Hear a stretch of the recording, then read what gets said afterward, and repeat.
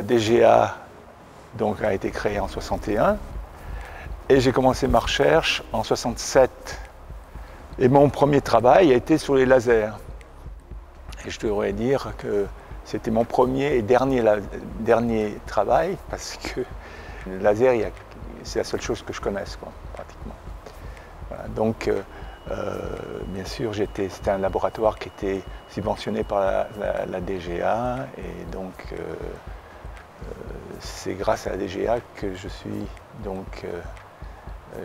pu pénétrer le monde du laser et de la science. Voilà. Donc je suis absolument très reconnaissant.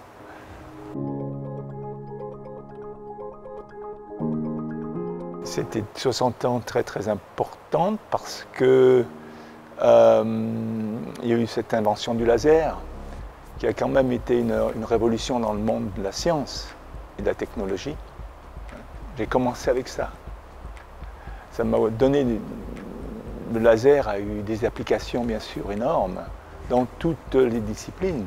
Hein, et donc j'ai pu profiter de ça. Voilà. Et bien sûr, c'est toujours très agréable de profiter d'une telle opportunité.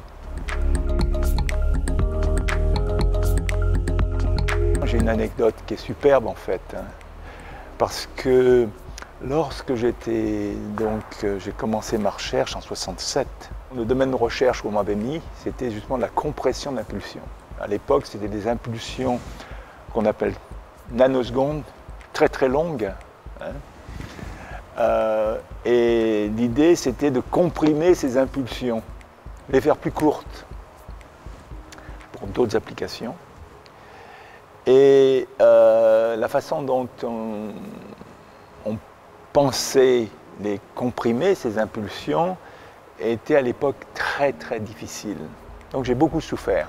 Je veux dire que là, mes 2 premières années ont été vraiment pas agréables du tout. Mais en fait, j'ai beaucoup appris et vous allez comprendre pourquoi. Ça a été c'était très important après, parce qu'une vingtaine d'années après, alors là j'étais aux États-Unis, dans un laboratoire, à l'université d'abord de Rochester, ensuite à l'université du Michigan, et j'étais dans les impulsions brèves, et là dans les impulsions brèves, on voulait, une des questions, on voulait les comprimer encore, ces impulsions. Et là j'ai utilisé la même technique qu'on m'avait demandé d'utiliser pour les impulsions beaucoup plus longues, pour les comprimer, mais là ça a marché tout de suite, très bien. Et finalement, c'est ce sujet que j'ai demandé à mon étudiante Donna Strickland de faire et de réaliser, et donc qui a donné le point de départ à ce qu'on appelle la lumière extrême, voilà. Et qui nous a donné le prix Nobel à tous les deux. Donc c'était quand même extraordinaire.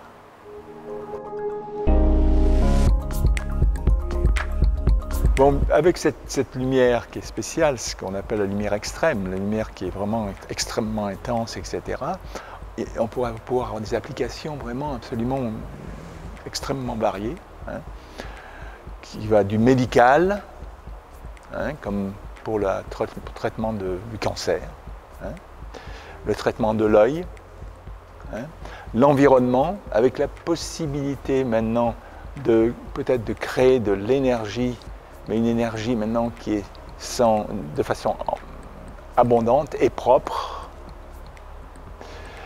Et finalement, l'espace. Hein, l'espace où vous savez que depuis le début de l'ère spatiale, eh bien, l'espace a été pollué par énormément donc, de débris.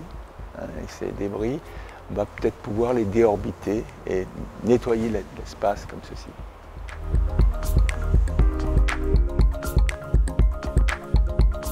Ce que je souhaite à la DGA, c'est qu'elle continue sa politique de support de la recherche, là, une recherche ambitieuse, une recherche qui conduise justement à de grands projets qui peuvent aussi donc donné lieu à des prix Nobel.